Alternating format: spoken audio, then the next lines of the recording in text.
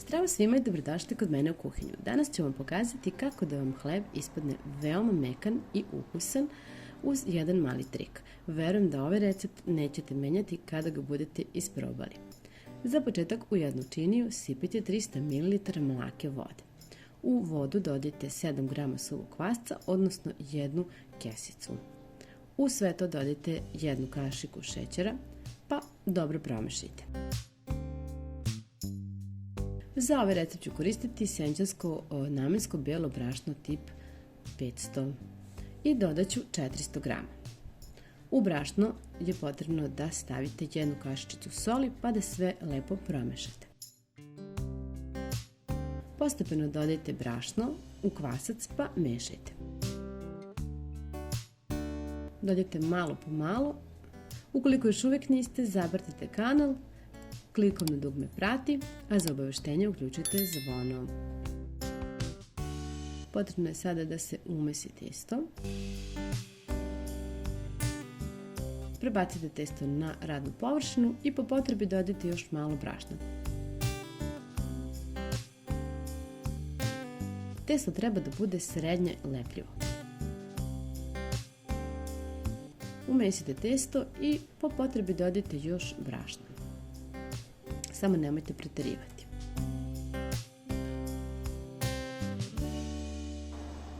Nauljite posudu i stavite testo. Prekrijte prjanjajućom folijom pa ostavite na toplom mjestu da naraste nekih 40 minuta. Nakon 40 minuta, evo testo je dovoljno poraslo, ja sam ga držala pored radijatora. Poprašnjavite radnu površinu i prebacite testo.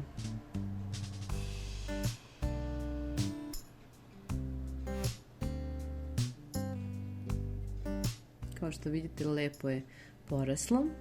Sada je potrebno samo ovako malo da istisnete vazduh, odnosno malo da ga ovako utapkate i da podelite na 4 dela. Naravno, ukoliko želite da pravite veće hlebove, onda ga podelite na 2 ili možete i samo jedan veliki napraviti. Ja ću praviti 4 manja hlebčića. Sada ćemo svaki ovaj deo da premesimo, malo ovako. Da kreiramo kao neku lopticu koju ćemo izveljkati i prstima zatim ovako utapkati i malo razvući. A zatim ovako saviti oba dela i pritisnuti po sredini kako se ne bi odvajalo, a ređamo u pleh ovako naopako. Možete oblikovati još dodatno. I tako ćemo da ponavljamo dok ne potrošimo sve kuglice.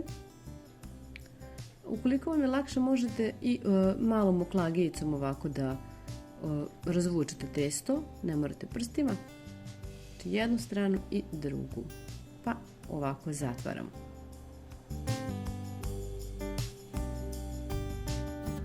Poređajte u pleh, pa pokrijte i ostavite nekih 15 minuta. Pripremite vodu u jednu manju šerpicu, pa stavite u rernu, a rernu uključite da se greje na 250 stepeni.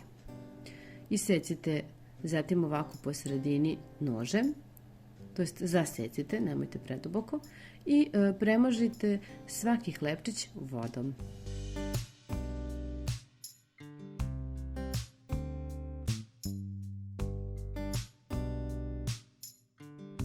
Preko hleba pospite brašnom.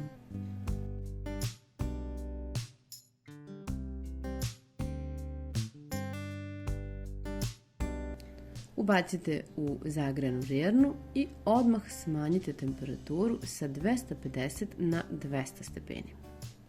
Pecite tako nekih 20 minuta, a najbolje bi bilo da pratite, jer svaka rerna naravno peče drugačije. Kada se hleb ohladi, možete ovako otkloniti višak ovog brašna i pogledajte.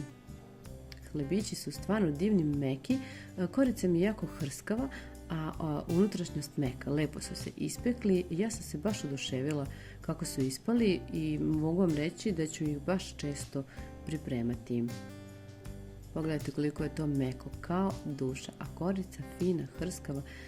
Verujem da će vam se ovaj recept jako dopasti i da ćete ga sigurno praviti još neki put. Puno vas pozdravljam i želim vam sve najbolje. Do nekog sledećeg videa. Ćao!